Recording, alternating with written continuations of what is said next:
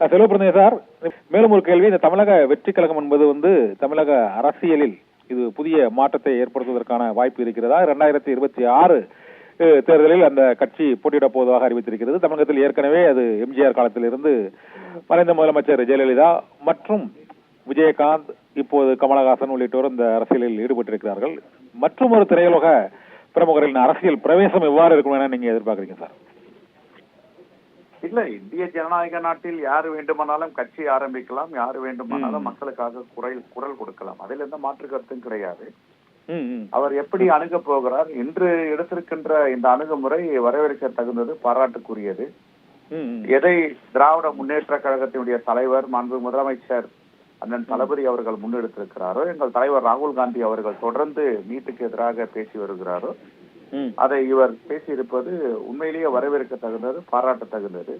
அரசியலை பொறுத்தவரை அவர் எப்படி அவருடைய அணுகுமுறை இருக்கிறது என்பதை நாம் பொறுத்திருந்துதான் பார்க்க வேண்டும். ஓகே, இதற்கு உடனே பதிலளிக்க இயலாது. Okay sir. ஆனா அந்த நீட் தேர்வு என்பது இன்று தீர்மானமாக நிறைவேற்றப்படுகிறது, பல்வேறு கட்ட போராட்டங்கள் நடத்தப்படுகிறது. இருந்த போதிலும் அந்த உச்சநீதிமன்ற தீர்ப்பின்படிதான் அது நடைபெறுகிறது என்பதால் அதை மாநிலங்களால் அதை ரத்து செய்ய முடியாத ஒரு சூழ்நிலை. உச்சநீதிமன்றம் எங்க தலையிட்டது? காங்கிரஸ் பேரியக்கத்துடைய காலத்தில் Medical Council of India MCI ஒரு தீர்மானத்தை முன்மொழிகிறது. எம்சிஐ என்பது ஒரு அட்டானமஸ் பாடி. அதை உடனே நீட்டோ எலிஜிபிலிட்டி தேர்வோ கூடாது என்று காங்கிரஸ் காலத்திலே அது ஸ்டே வாங்கப்பட்டது, தடையாக வழங்கப்பட்டது. அதற்கு பிறகு சங்கல்ப் என்ற இயக்கம் மனுதாரராக சேர்க்கப்பட்டு அந்த சங்கல்ப் இயக்கம் தான் இதை கொண்டு வருகிறது. வாதி சங்கல்ப் இயக்கம் RSSக்கு வேண்டியமான ஒரு என்ஜிஓ,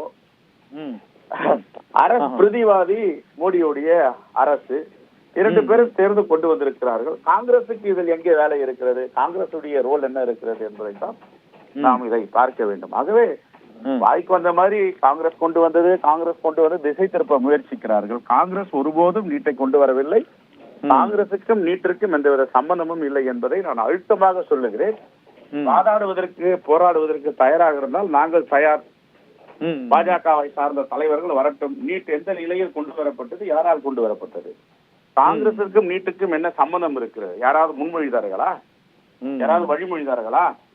எங்களுடைய ஆட்சியில் டாக்டர் மன்மோகன் சிங் கொண்டு வந்தாரா? உண்மைக்கு புறம்பாக பேசுவதை பாஜக தலைவர்கள் தவிர்த்து கொள்ள வேண்டும். தொடர்ந்து உண்மைக்கு புறம்பாக பொய்யே பேசுவதுதான் அவருடைய வாடிக்கையாக இருக்கிறது. நன்றி சார். கடைசியா ஒரே ஒரு கேள்வி சார், லைன்ல இருக்கீங்களா? கடைசியா ஒரே ஒரு கேள்வி. உண்மை, இந்த நீட் எதிர்ப்புங்கிறது நீங்க நாடு முழுவதும் அது பாரதிய ஜனதா கட்சி ஆளும் மாநிலங்களிலும் அந்த பாதிப்பு, நீட் வினாத்தாள் கசிவு என்பது பரவலாக ஆகிவிட்டது.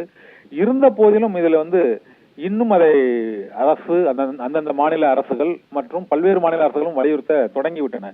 இப்போதைக்கு நீட் தேர்வை ரத்து செய்வதற்கு அடுத்த கட்டமாக இந்த மாநிலங்கள் அனைத்தும் பாதிக்கப்பட்ட மாநிலங்களோடு இணைந்து முயற்சிகளை மேற்கொள்ள என்ன செய்ய வேண்டும் என்று நீங்க நினைக்கிறீங்க சார்?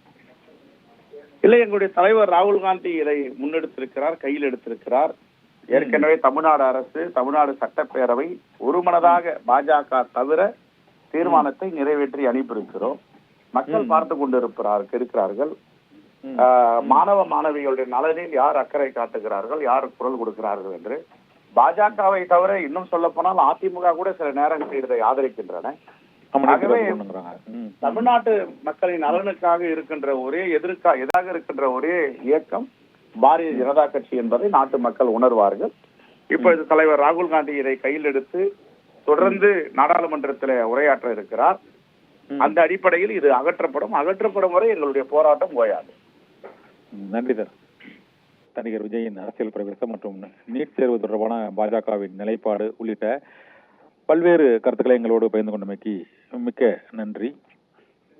தமிழகத்தில் தொடங்கிய நீட் எதிர்ப்பு போராட்டமானது புதிதாக தொடங்கும் அரசியல் கட்சிகளும் அந்த நீட் எதிர்ப்பை முன்னிறுத்தி அவர்கள் அரசியலை தொடங்கி இருப்பது வரவேற்கத்தக்கது என்று தமிழக காங்கிரஸ் கட்சியின் தலைவர் செல்வ பிறந்தகை தெரிவித்திருக்கிறார். இந்த போராட்டம் தமிழகத்தில் மட்டுமல்ல, மேலும் 7 மாநிலங்களுக்கு, வட மாநிலங்களில், அதுவும் பாரதிய ஜனதா கட்சி ஆளும் மாநிலங்களுக்கும் விரிவடைந்திருக்கக்கூடிய சூழ்நிலையில் மத்திய அரசுக்கு ஒரு புதிய நெருக்கடி ஏற்பட்டிருக்கிறது. உச்சநீதிமன்ற உத்தரவின்படிதான் இது நீட் தேர்வு நடத்தப்படுகிறது என்பதையும் ஏற்றுக்கொள்ள இயலாது என்றும், அது மாநிலங்களில் பாதிப்பை ஏற்படுத்தும் போது உச்சநீதிமன்றமே மீண்டும் தலையிட்டு அந்த பிரச்சனைக்கு தீர்வு காணலாம் என்றும், தற்போது ராகுல் காந்தி அந்த பிரச்சனையை கையில் எடுத்து மக்களவையிலும் மாநிலங்களவையும் பேச தொடங்கி இருப்பதன் மூலமாக நீட் தேர்வு விரைவில் அகற்றப்படும் என்ற உறுதிமொழியையும் தமிழக காங்கிரஸ் கட்சியின் தலைவர் செல்வ பிறந்தகை நம்மிடையே அளித்திருக்கிறார்.